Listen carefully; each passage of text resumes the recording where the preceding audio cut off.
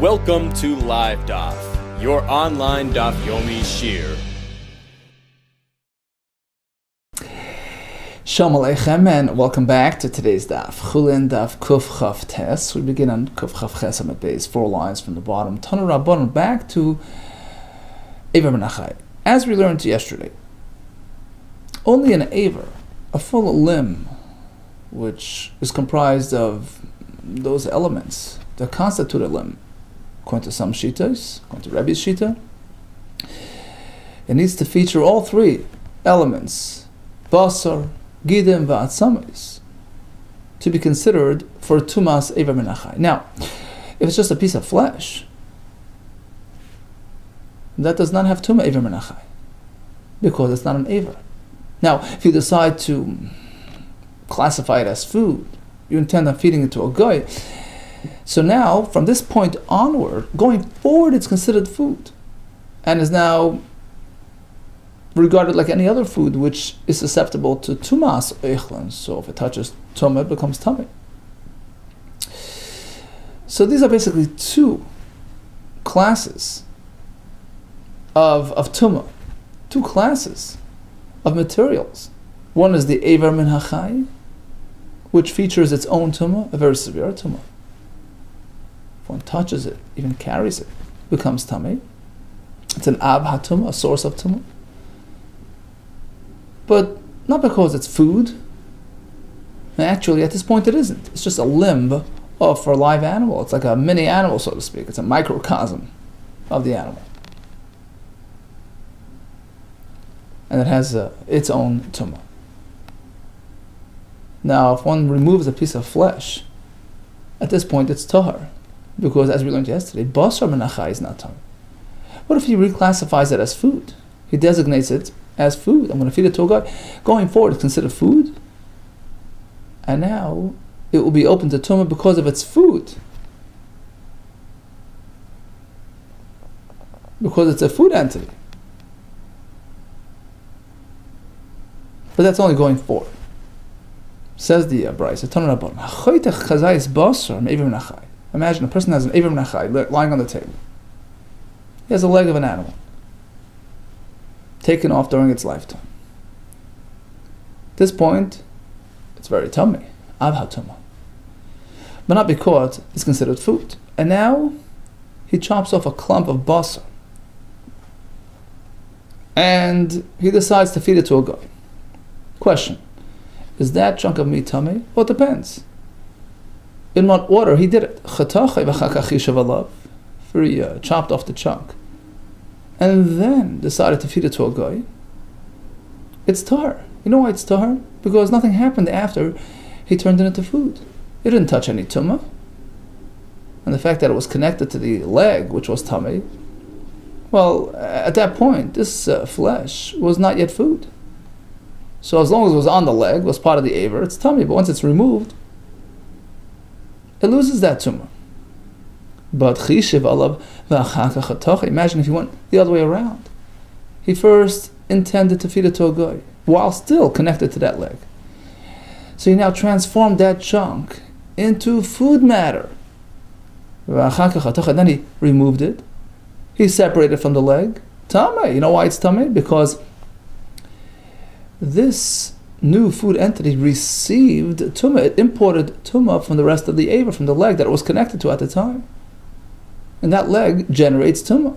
So it transfers some of that tumah to the chunk of meat. And now that chunk becomes a rishon, a tumah, which is one step down because it received it from the leg. Now Rabbi Asi, what happened was, he missed a session in the Beis HaMedrash on that day when they were learning this sugya of Ever Menachai. Lo'al l'bei midrasha. He wasn't present in the Beis HaMedrash, and he felt bad. He wanted to catch up on what he missed. Ashkechei. So who did he meet? He met Rabbi Zeira. Amarli says, what happened in the yeshiva today? Amarli, my Amar b'midrasha. What did they speak about today in the Beis HaMedrash? Amarli, he says, presumably they knew that this was the topic of conversation. This was the sugya they were learning. So he says, what did they have to say about it? So he responded, Amarli, my kashalach. What exactly do you find difficult in this topic that you're seeking to clarify? Amarle says, I'll tell you. we have this brisa that we just learned. The Ketani, it says chishev v'achar כך hatach tamei. If he relabeled it as food while still attached to the leg, and then he detached it, it has tumah. We turn to the next page. What tumah? Did it touch something that's tamei? Did it touch a dead lizard? No. So how does it get tumah? Oh, because it touched its own self. It was attached to the leg. Well, that point of contact is hidden, is concealed. While the basar was still attached to the rest of the leg, the point of contact is within. Tumas beis hastorim, it's called Tumas beis hastorim, it's a concealed contact, and Rashi brings the Gemara Nida, pasuk v'yodav l'sha, has to be exposed, open. Tumas beis hastorim, but Tumas beis hastorim l'mitami, there's no Tumah transferred in a concealed fashion. Amarles, he says, actually, Baruch Shekivant, it's an old question, I also had the same question. Afli Dikashli, I had the same problem. I presented to Rabba Mamal, and he gave an answer. Guess what? We're going like the Shita of Reb Meir, who allows Tumah to be transferred in a concealed manner. V'amali told me, Hamani Reb Meiri. This brisa follows Reb Meir, Dama, who says, Tumas beis hastorim is matami. Where's that Reb Meir? Rashi brings the Gemara back on the Mishnah 9, Beis Amud Aleph. We had if you remember, we had that unborn animal stuck his hand out of the mother animal, and then we shechted the mother animal, which renders everything like food, right? Everything becomes a food status, but then they chopped off the outstretched arm. So at this point, everything is food, so it's susceptible to tumas oichlin. According to Reb Meir, the rest of the unborn animal is now tamei because of that problematic limb that had left the mother animal. It becomes like treifa, becomes tamei, and it's mitzamei the rest of the unborn animal which was attached to it. What do you mean? The point of contact is concealed, it's hidden. It's out of view. Apparently Reb Meir holds Tumah can be transferred in that manner as well. Right? The Amar Tumas beis hastorim matami. Likewise, in our story, the chunk of meat got his tumah from the rest of the leg. Amar Leis, he says a big difference. Amar Leis, so Rabbi Asi says, no, I'm not impressed by this teretz. Amar Leis, v'lav zibnin, it's old news. V'lav zibnin sagin, amra kamoi. It's been many times that he also attempted to present this solution to me. V'amar Leis, and I already told him, Shani li Reb Meir. There's a big difference between our story and Reb Meir's story with the unborn animal. Shani li Reb Meir. Even Reb Meir would differentiate between our case, bein tumah deboya hechsher, our chunk of meat, which is a piece of food which requires that preparatory hechsher step. It has to get wet before it become tummy, which in this case didn't happen while still attached to the leg. Bein tumah deboya hechsher, as opposed to that story of the outstretched arm, where since that arm becomes very intensely tummy,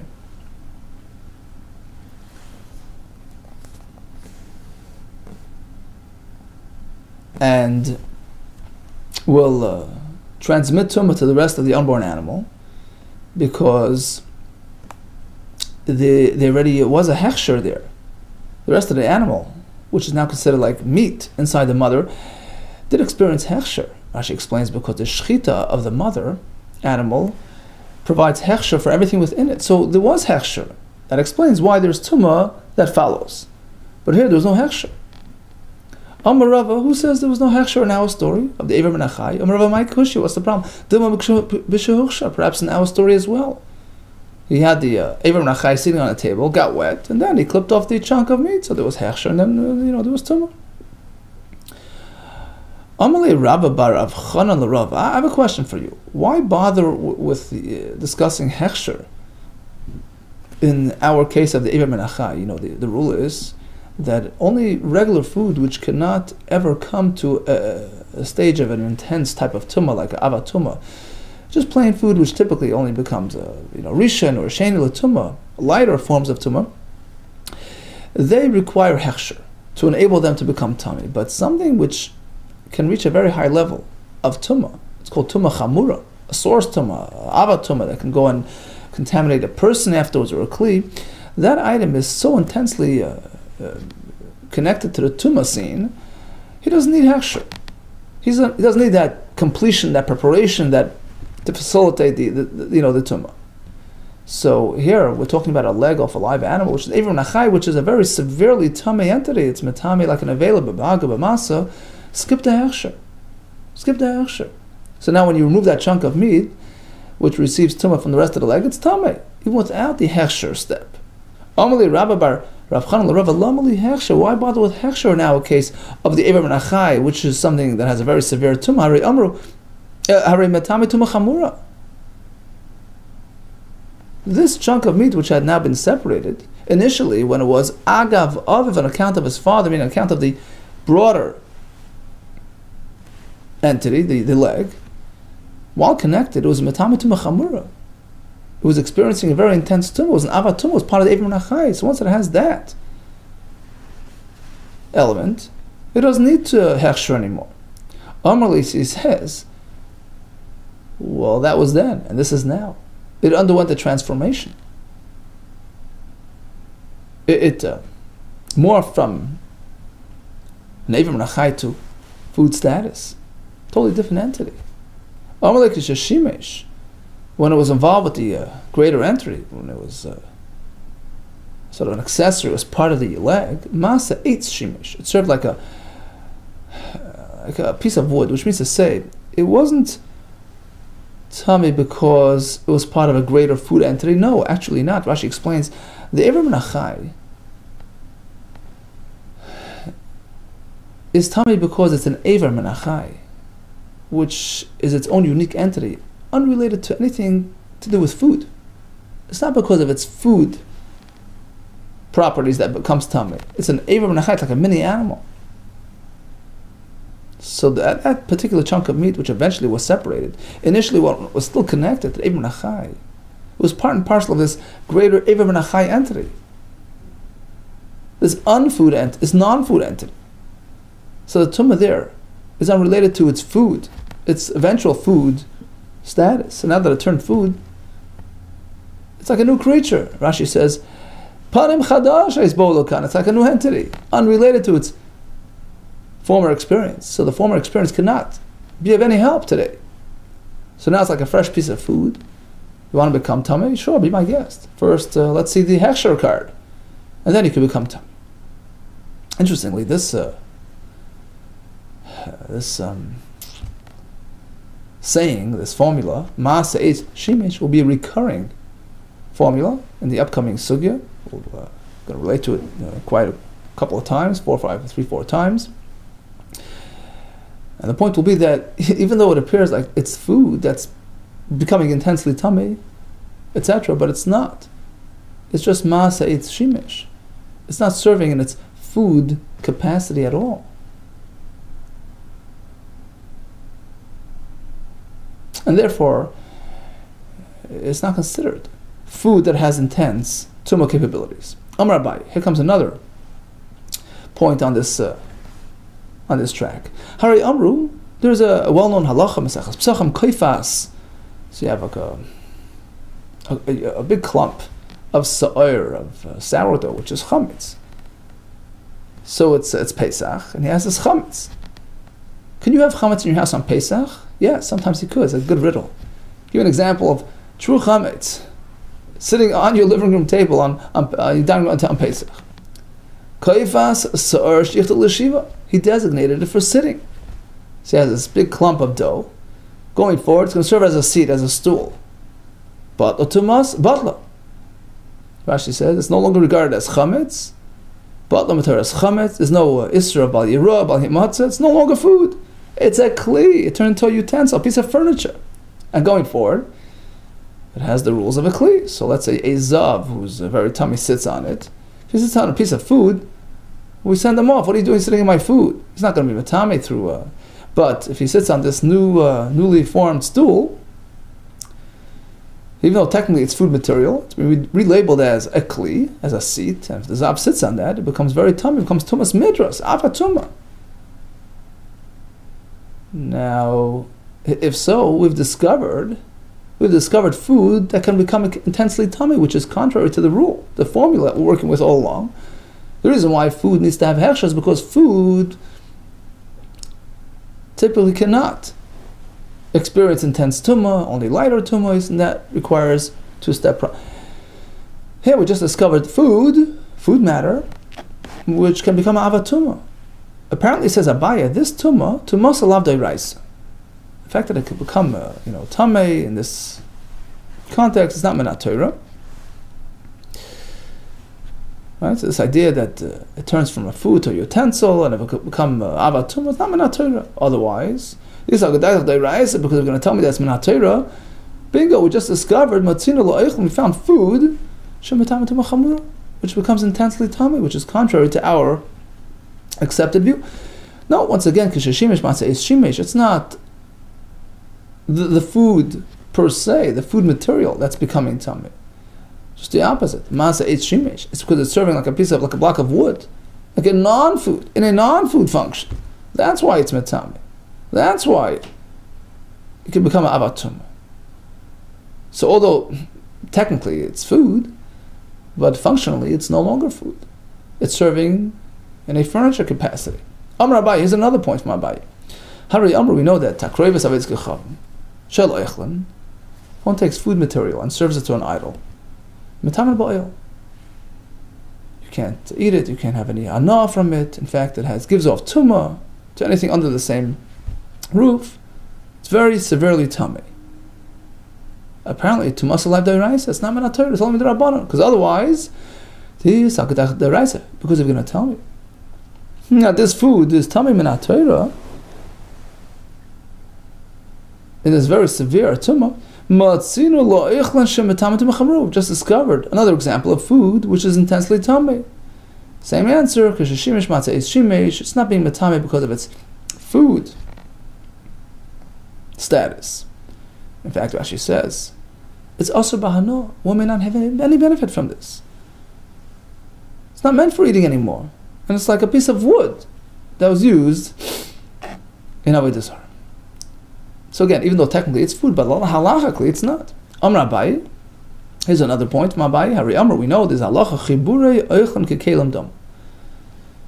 So even if you have some food matter that's stuck in a kli, let's say you have a kneading bowl, and there's some cracks and crevices into which the dough seeps into. And there's a Gemara in Psachim, we learned that it becomes batal to the kli because he doesn't care about it, he's okay, he's pleased with it, staying there, and it becomes part and parcel of the bowl. Regarding tumah as well. So if tumah touches that little piece of dough, it's like the kli, and it becomes tamei. If so, we've just discovered food that can become avat tumah, like a kli.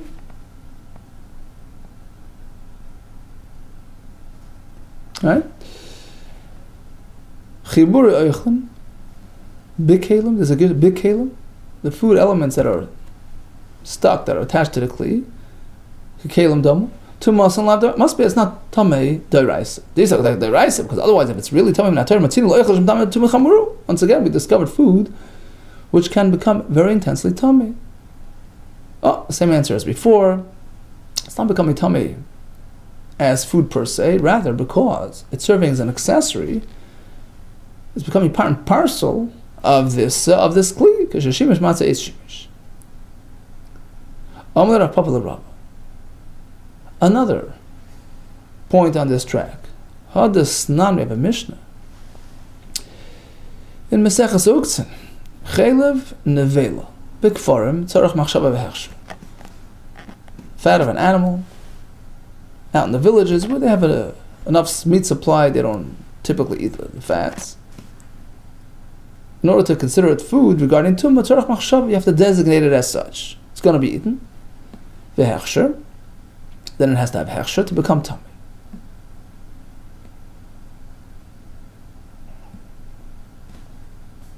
Now, suppose we're talking about a nevela, right? Chelev nevela, right? A dead animal. So in order to apply tumah to this chelev, first it has to be classified as food.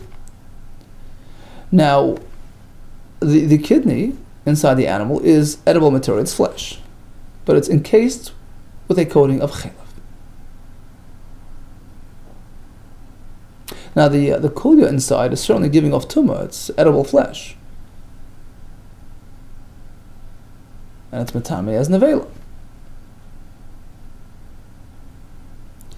But the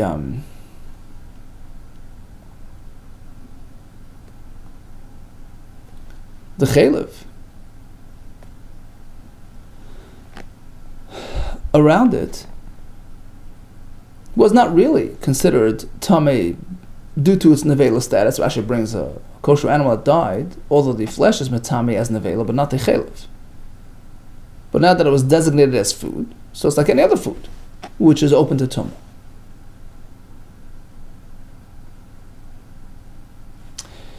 Now the fat encasement over the kulya, over the kidney, will become very intensely tamei. Why? Because he's serving as a shomer, Rashi says. He's guarding, he's shielding, he's wrapping the kulya. The kulya is an avela. And likewise the chaylev will serve as a conduit to that tumah. Turns out that chaylev will have a very intense tumah. Food can become an avatumah. We just discovered food becoming an avatumah. So you must say, we're compelled to conclude that tumasai agav kulya, this tumah of the chaylev, on account of the kulya that's inside of it, this avatumah status is lav da'iraisa, it's not minat-torah. This is da'iraisa, because otherwise, if it's minat-torah, matzina lo eichel shem tamei tumah chamura. We just discovered an example of food material, this chaylev, which was classified as food,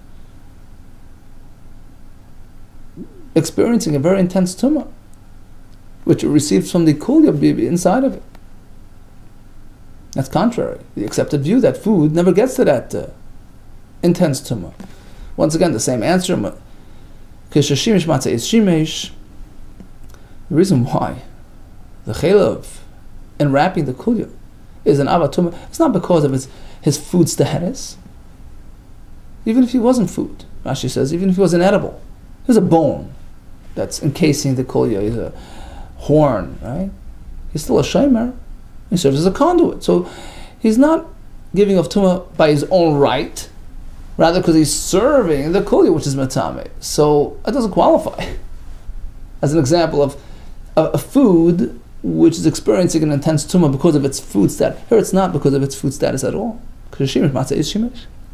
One last point on this topic. Amar Masna is another possible source. Hari Amr, we know there's a halacha bias. Shesichachai. Sichachai is like schach. He covers a bizroim with stalks of wheat, okay, which contains kernels. So he took a room which had a leak in the roof, and he covered the hole in the roof with food materials. Taru. So at that point, they become part and parcel of the in-ground structure, which of course is immune to tumah, right? Something which is in the ground doesn't typically become tummies. So these stalks, despite being food materials, become part and parcel of the structure. They are not susceptible to tumah. But let's say the house does become tummy. There's one example that a house can become tummy. What is that? A nega, right? Had a nega. So the house becomes tummy. And likewise, these add-ons, which were incorporated into the structure halachically, are now open to tumah. A very intense tumah. There you go. Food experiencing intense tumah. So you must say tumasik lav deiraisa. This tumah will not be minat-torah.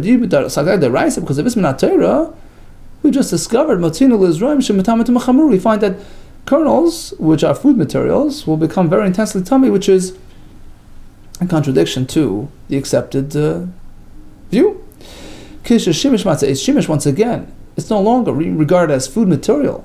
The reason why it's becoming tummy is because it's serving the structure, like a piece of wood would be serving the structure. It's not on account of its food properties, so it doesn't really qualify as a food entity experiencing an intense tumah as a food. Interesting. Okay, so we started with the brisa, with that chunk of meat separated from the iver min achai. There could be a way to make it tamei tumas oichlin if there was hechsher and then there was a machshava on that, and at that point tumah has transferred from the leg. And according to Reb Meir, that can transfer through Beis Hastarim. Then once it was separated, you have a chunk of meat which is a rishon l'tumah. because it's a food item which imported its tumah from the Eiver min HaChai. And the question was, why even require hechsher? You have food that's tamei tumah chamura. Well, it wasn't food when it was connected to the leg. It was masa eitz shimesh. It was only an accessory to the Eiver entity, which is not tummy on account of its food properties. And likewise, we had several more examples of food materials which can experience intense tumos, but they are unrelated to their food properties. Reb Shimon Matar. Okay, we move on to the last part of the Mishnah. Again, we have this behemoth with the dangling entity, dangling arm, mostly severed, but just hanging by a hair. And we had three sections, three possible scenarios. Animal while it's still alive, what's the halacha then? So this Eiver is not yet Eiver min HaChai, it's Eiver al HaChai, it's still connected. But it can be redesignated as food. If you had a machshava to feed it to a guy, it's considered food and it's makam tumah going forward. So it has sort of both sides to it. On the one hand, it's connected, it's still alive, but since it's so severely severed, it can be considered food if he chooses to designate it as such. That is the shita of Tanna Kama. In the second scenario, the animal underwent shechita. Okay, so according to the Tanna Kama, the shechita applies to the Eiver as well. So it spares it from becoming Eiver min HaChai. It's not considered as though it was detached during its lifetime. Just the opposite, the shechita accommodates the Eiver as well. It needs hechsher to be makabel tumah. It's like, food. And then we have the third case of the Mishnah, where the animal died. Misa ois nipol. During the death experience, it is as though the arm has left, has separated, a moment prior to that moment of death. We explained because the Eiver to begin with wasn't very healthily attached. It was almost completely off. Very flimsy connection, very flimsy connection to the life of the animal. So now the animal progressively weakens as it's about to die. At that point, it is as though the Eiver has shed off the animal. So the Eiver never really experienced the actual Misa experience, and therefore it's not contaminated as Nevela. Rather, it's Eiver min HaChai. So says Tanna Kama, it's Eiver min HaChai. It's considered detached during the animal's lifetime, rather than be considered part of the Nevela. That's Reb Meir's shita. Now Reb Shimon ends the Mishnah with three words. Reb Shimon Mitahir. He argues this point, he says it's tar. Now, which case? Are we going on the first case, where the animal's still alive? Second case, there was shchita, or the third case, that there was misa? Reb Shimon Mitahir. So presumably he's going back on this most recent case where the animal died. Tanna Kama says, okay, but the Eiver is not an Avela. It didn't experience death. It's Eiver min HaChai. Reb Shimon says, tar completely? I mean, isn't it either or? It's got to be something. Eiver min HaChai, Eiver min HaMeis, Manav Shech. How do we understand Reb Shimon? Imisa oisa nipol. If the death experience of the animal, oisa nipol, renders the limb detached prior to death, it says, it was separated before death. Okay, so we have that option. It's Eiver min HaChai, which has tumah. If you want to challenge this point, that no, it's not considered detached during the animal's lifetime, it's as though it experienced death with the animal, fine. So it's part of the Nevela, which also has tumah. How can it be Torah? L'tamim mishum ever been on Nevela? Answer is, Reb Shimon Aresha Koy. Truthfully, Reb Shimon is going back on the first case, where the animal's alive and well. Aresha Koy, ha'ever v'abos amadudol. You have these parts that are dangling, the behema, mitam tumas oichlim mem kaimon, tzrichen hechsher. Although they're still attached, but they can be reclassified as food and have tumah, provided there's hechsher. On that, Reb Shimon takes issue. Reb Shimon Mitahir says, no way. Why? Amar Rabbi Asan or Rabbi Yochanan. Comes Rabbi Yochanan with a pasuk. My time to Reb Shimon. Why is Reb Shimon considered a tahir? Why does he argue? with the Tanna Kamma who says it can have food status, can become tummy as such. He says no. Why? Amakra, the pasuk says. You know what defines food? Either you can eat it, or at least you can feed it to a guy. But if you can't do any of those, such as this limb, which is going to be Eiver Menachai if you remove it, does not have food status. It's a pasuk. Amakra mikol oichel asher ya'achel. We learn oichel, food. That at least you can feed it to somebody else, to a guy, fine. Kori oichel has food status, but not Eiver Menachai, which even a guy may not eat. Oichel she'yat yochel achil acherim. We turn Talmud Bavli. That's not called oichel, and kori oichel doesn't have tumas oichel. So it's based on this pasuk. His opposition is based on this drush. Amalei Rabbi Zera Rabbi Asi. Why does Rabbi Yechon have to come with a pasuk? He could have simply said that it's logic. It's logical to consider the Eiver as part of the animal, rather than food. Look, it's still attached. It's still somewhat attached. Dilma time of the Reb Shimon Hasmei. Reb Shimon's reason on that is since it's still somewhat attached. Mu'ura, we consider it attached. Isanya, as we find in the discussion regarding that tree, right, with the branch on its way off. Yuchur shel ta'ena shenifshach, the branch of the fig tree shenifshach, which was sliced off, but it's still somewhat attached. The Mu'ura b'klipa, still attached with its klipa, with its peel, with its bark.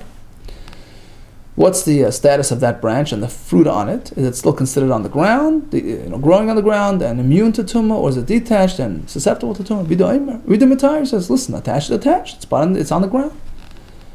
So perhaps Reb Shimon simply follows that line of thought regarding the dangling limb. It's part of the animal. You can't consider it food. The Chacham say it depends if it can reattach. If you can reattach it, it can recover tar, then it's considered still on the ground. Otherwise, the tummy is considered detached.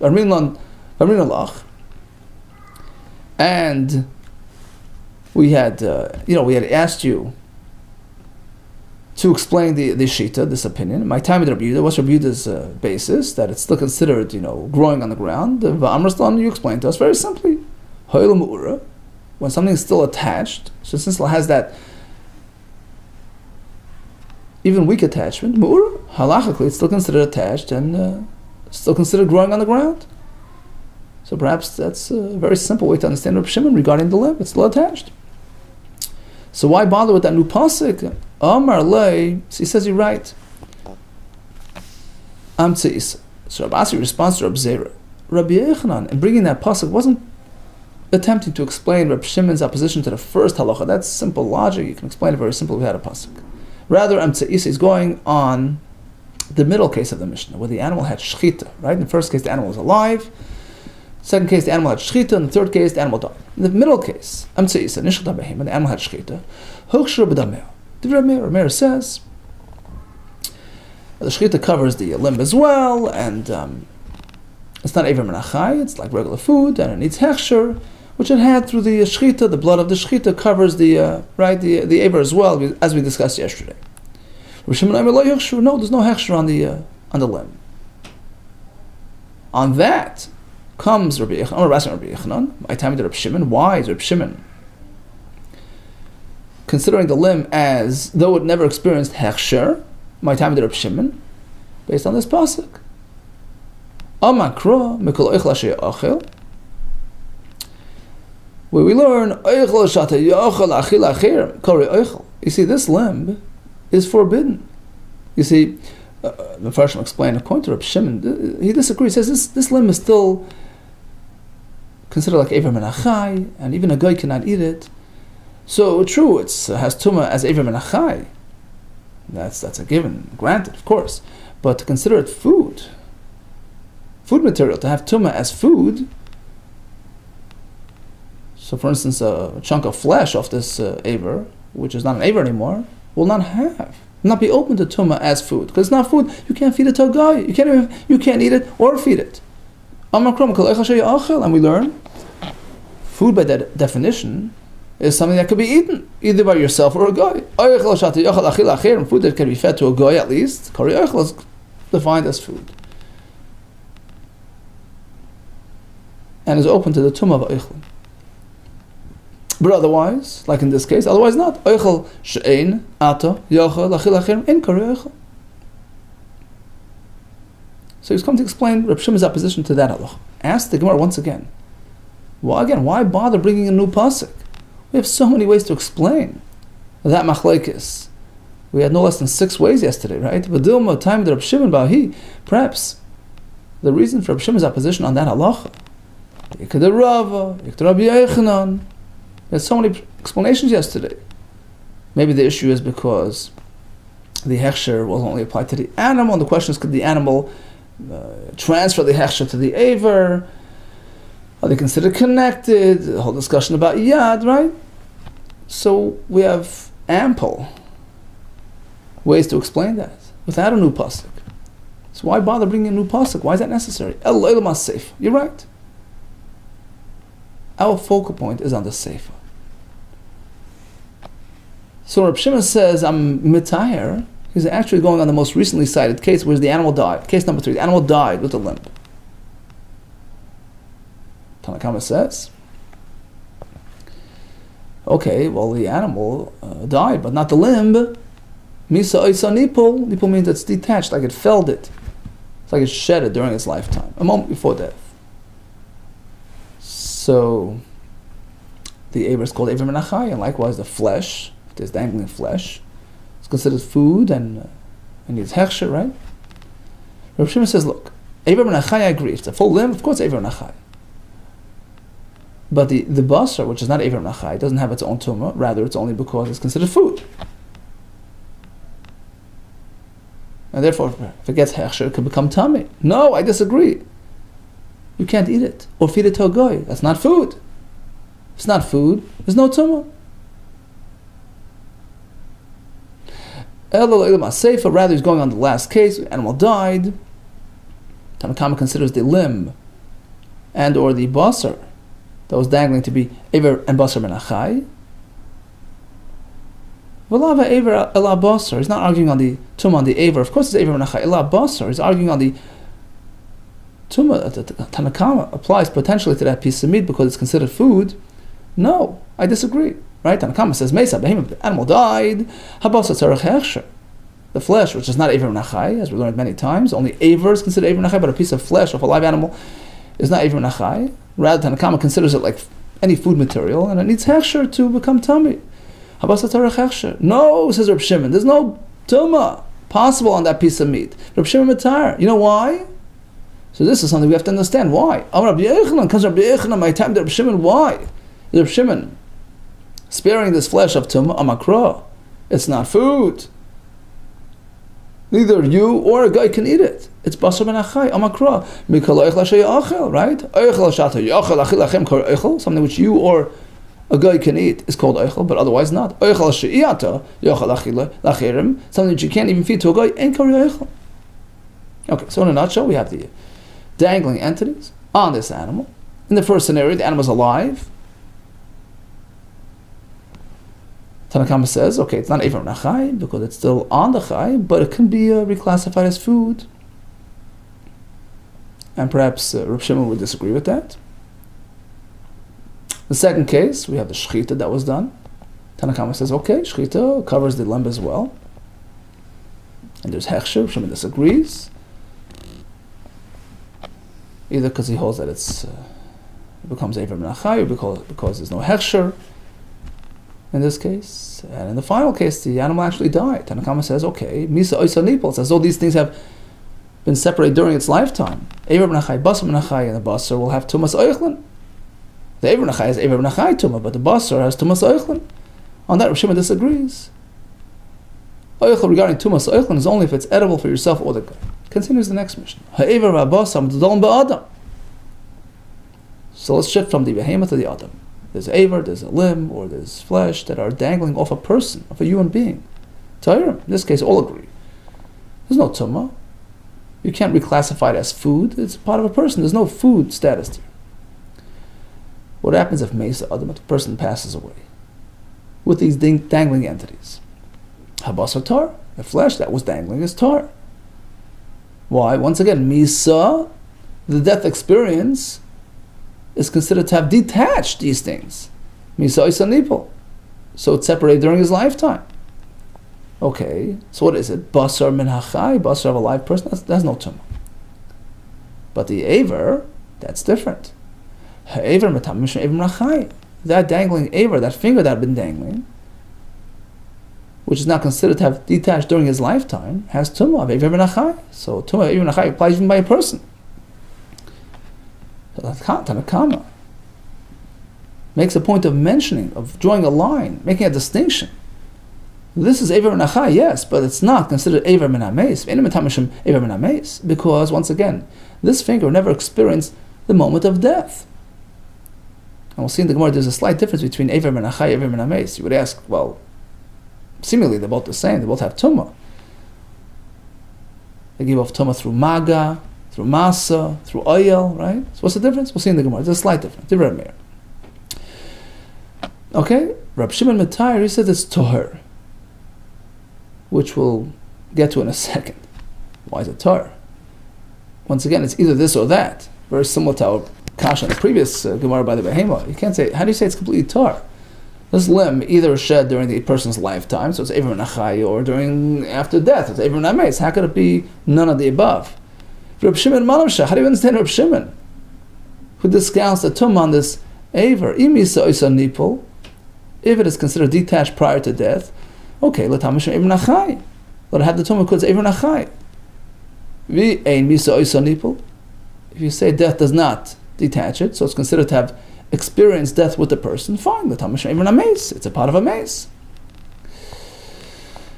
The answer is like this. Reb Shimon Ba'al Makoi.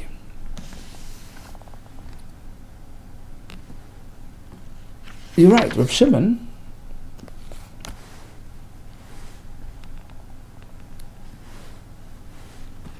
is he's not disagreeing with the tumah in our Mishnah. Of course it's tummy.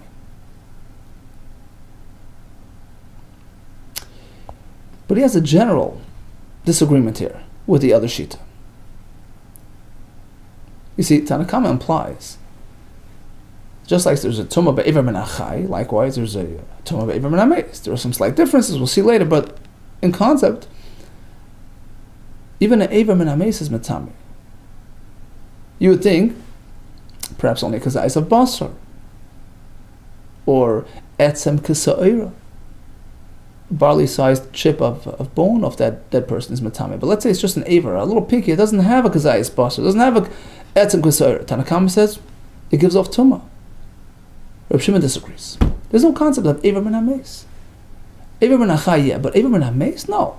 It has to be a kazayis basar, it has to be etzem kisa'ira. There's no concept of a aver entity, this bundled entity, which features none of those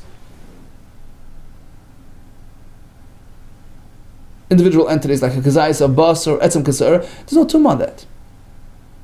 Reb Shimon Ba'al Makoi, Reb Shimon is disagreeing in general. The comment Tanakama, in response to the Tanakama, who says that this aver metamish from aver menachai, it has that tumah, but doesn't have the tumah of aver menameis, which implies there is a concept of tumah aver menameis. Ve'en metamish from aver menameis, alma apparently aver hameis ba'alma metame. Typically aver hameis is metame, even though it doesn't have a kazayis of basa or etzem kasayira. Reb Shimon disagrees with that. Reb Shimon responds, look, aver menachai, yeah, but aver menameis ba'alma le metame. There's no concept of tumah of aver menameis. The Sani, as we find in the next brisa, where he makes his point. Amar Lazar. You know, Reb Lezer, okay? Reb Lezer makes this point as well. Amar Lezer, Shamati, I heard from my teachers, I learned from my Rabbeim, she'ever menachai metame, ever menachai is metame, but not ever menameis. Amar B'shua. So he says to him, menachai vel menameis? Only of a live person, not of a mace? Isn't that counter to logic? V'kavachaymer, look, uma chayshu tar, even a live person who is generally tar, right? Still, aver aperish menu tamei, a limb that separates his tamei. Meishu tamei lakosh, certainly a mace who gives off tumah. He's the epitome of a tumah generated. Of course, wouldn't you agree that he would have the same elements of tumah? The aver menameis will be tamei. Koshke. Look, I'll give you an example to this irony. Cause of Megillas Tanis is that scroll of a list of happy occasions. Pesach Za'ira, so the small Pesach, Rashi says Pesach Sheni, right? The second Pesach in the Iyar. The Leila Mispad, we keep it a happy day. We don't make eulogies. We don't mourn. So would you say Ha Rabba La Mispad? So on the big Pesach, on the main Pesach, you do mourn? Of course not. It goes without saying. El Kol Dechein. Of course you don't. Hachanam Kol Dechein. Same thing here. If Eiver Ben Achai is Matam, it's certainly Eiver Ben Ames. Hachanam Kol Dechein. Amalei, he says, what could I do? Kach Shamati. This is how I learned from my teachers. This is my my position. Okay, so at this point in the Gemara, we have a slight machlekes between Reb Meir and Reb Shimon now Mishnah, not necessarily regarding this particular case, which involved a dangling arm on a live person who eventually died. Tanakama says that's called Eiver Ben Achai, is deemed to have separated during his lifetime, but not Eiver Ben Ames, which implies there is a concept of Eiver Ben Ames, on which Reb Shimon takes issue. There's no concept of Eiver Ben Ames. Now, Tanakama also, as we said, pointed out that this is Eiver Ben Achai, not Eiver Ben Ames, to tell you that Eiver Ben Achai status applies, not Eiver Ben Ames, even though they're both Tamei. So there must be some difference. And that's the next question. If they're both Metame, what's the difference? Why does Tanakama have to make that distinction? There's a slight difference. Yeah, when it's in its bundle form, it's Metame. But suppose something separates off that Eiver. Kazayis Basra comes off that Eiver Ben Achai. Or Be'etzim Kusa'ira.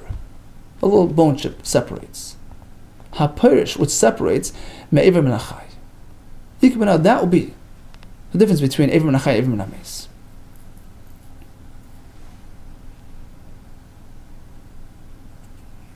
The Tanakama will hold Eiver Ben Achai is only Tamei when it's intact as a bundle, featuring all the elements, the bone, right? While it's still in its bundle form. But if a piece separates, because I separates, etzem separates, it's tar. That's unique to Eiver Ben Achai, which needs to be in its bundle form. But if it would be Eiver Ben Ames, then it would maintain its tumah even if it's separate, right? Because I is a basar meis, so etzem kasar is metami. So that's the difference between Eiver Ben Achai and Eiver Ben Ames. This not as we find in the next Mishnah, where Rabbi Shua in fact says, any element that separates from this bundle is tar. It's a big machlokes. Rabbi Shua holds it's tar, and that's how the Tanakama will follow. This non, because I is basar perish Eiver Ben Achai, Eiver Ben Achai, which is comprised of all the elements, bas or gidma, and Kazai's basa was perish Eiver Ben Achai, separated from it. Rabbi Lezer and Mertami says it's maintained as tumah, but Rabbi Nechunya ben Akana Rabbi Shua Matar, they say it's okay because it's come apart. Likewise, etzem kasora perish Eiver Ben Achai. What about a bone chip that separates from the Eiver Ben Achai? Once again, Rabbi Nechunya Matame, he says Tame, Rabbi Lezer Rabbi Shua Matar. So Tanakam will hold that. Rashi says like Rabbi Shua that these separate elements are going to be tar. It loses its Eiver Ben Achai status, and that's why the Tanakama drew a line between Eiver Ben Achai, which is only metame while still in its bundle form, as opposed to Eiver Ben Ames, where even if it comes apart, it still has tumah. Oh, says the Gemara, once we've discovered this interesting concept that when things come apart, they lose their status, you've just discovered this whole new realm. So now we can go back.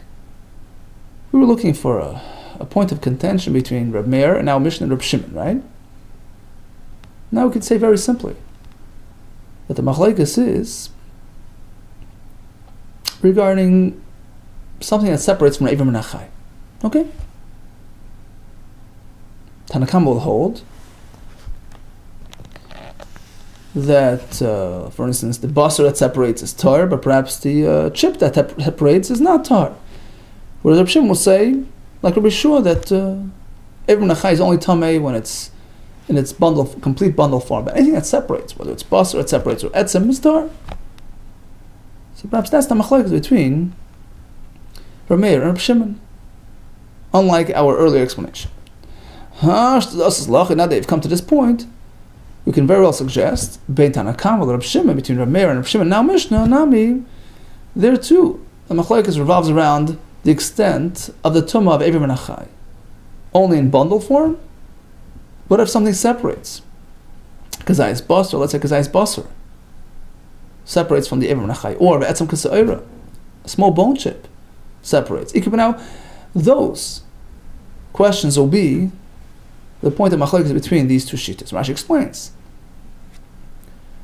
Reb Shimon will say, anything that separates is tar. Tanna Kamma will say, well, only the basar that separates is tar, but not the chip, or the opposite. Whichever way we can configure it. But this concept, this will be the point of machlokes.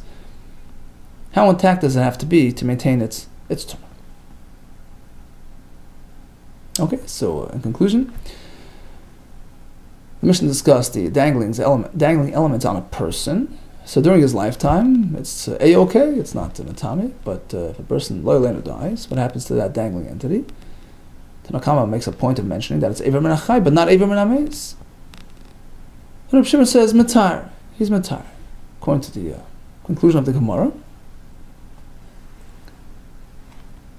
First of all, we're meant to know that there's a big difference between Eiver min HaChai and Eiver min HaMeis. Eiver min HaMeis, well, it's completely tummy whether it's intact or separate.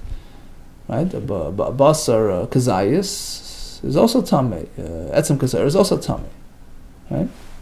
Just like the Eiver min HaMeis. Versus Eiver min HaChai, which is only tummy as an Eiver. What if something separates from it? Rishon says completely tar. Rameir,